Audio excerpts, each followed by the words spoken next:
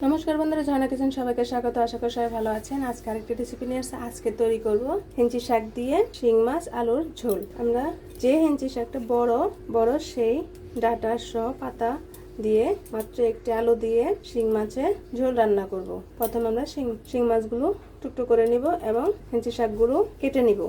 দেখুন বন্ধুরা, আমরা ঠিক এভাবে ডাটা সহ কেটে নেবেন। আপনার চেষ্টা করবেন যে হেঞ্চি শাকে এরকম ডাটা আছে সেই ডাটা সহ রান্না করবেন। আর আমাদের লাগছে এখানে 1 চিমটে পরিমাণের মতো কালো জিরে আর 3টে কাঁচা লঙ্কা আমরা চিড়ে নিয়েছি।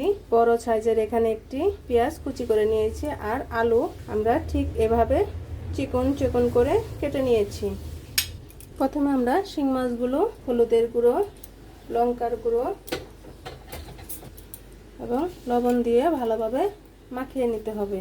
আর শিং মাছে প্রচুর পরিমাণে আয়রন আছে। চেষ্টা করবেন শিং মাছে যে এখানে রগ থাকে সেটা ফেলে দেওয়ার জন্য। রগটা ফেলে দিলে আর কোনো সমস্যা হয় না। রগটা না ফেলে দিলে অ্যালার্জি সমস্যা হতে পারে। এখন আমরা মাছগুলো ভেজে নিব। আমরা এখানে একটি কড়াই বসিয়ে দিয়েছি। 1 চা চামচ পরিমাণের মতো সাদা তেল দিয়ে দিয়েছি। এখন মাছগুলো আমরা দিয়ে দিব। মাছগুলো আমরা দিয়ে দিয়েছি। এখন একটু মাছগুলো একটু ভেজে নেব। আর এদিকে আমরা একটা মশলা তৈরি করে নেব। পেঁয়াজ কুচি দিয়ে দিলাম, খুব সামান্য পরিমাণের মতো কালো জিরে আর রাঁধুনি মশলা বেটে দিলেই আমাদের হেঁচি আর আলু শিং মাছের মাখা ঝোল তৈরি হয়ে যাবে। এখন আমরা শিলপাটা বেটে নেব। আমরা মাছগুলো ভেজে নিয়েছি। এখন ওই মাছ ভাজা তেলের মাঝে আমরা এখন পেঁয়াজ কুচিগুলো দিয়ে দিব।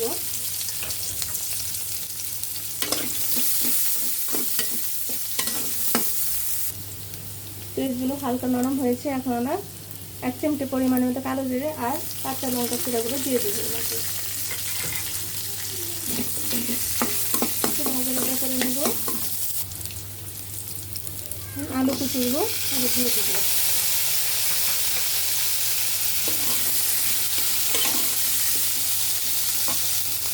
লবণ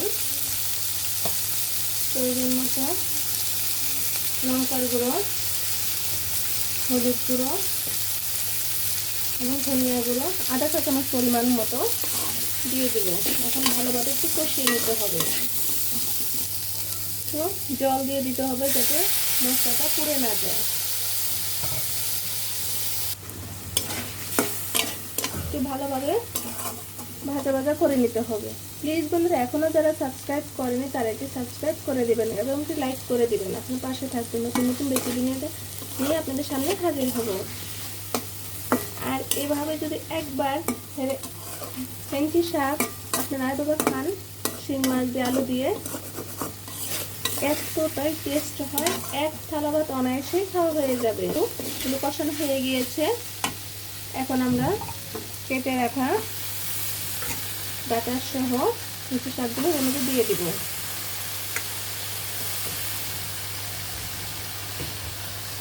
এখন ভালোভাবে উল্টে পাল্টে নিতে হবে। আমাদের কষানো হয়ে গিয়েছে। এখন আমরা খুব সামান্য পরিমাণের মতো জল দিয়ে দিব।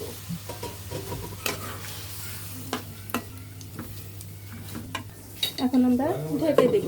দেখুন বন্ধুরা, তরকারি কত সুন্দর হয়েছে।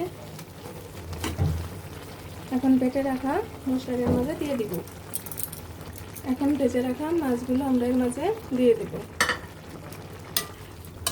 আপনারা অবশ্যই কমেন্টে জানাবেন কেমন হলো।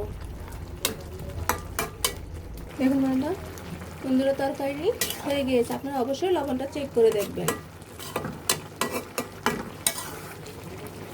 এখন আমরা নামিয়ে নিব। দেখুন বন্ধুরা, আমাদের হেঞ্চি শাক আলুর শিং মাছের মাখা ঝোল হয়ে গিয়েছে। কত সুন্দর দেখাচ্ছে, খেতে অনেক অনেক টেস্ট হয়েছে। আপনারা অবশ্যই কমেন্টে জানাবেন কেমন হলো। ভিডিওটি দেখার জন্য ধন্যবাদ। Thank you.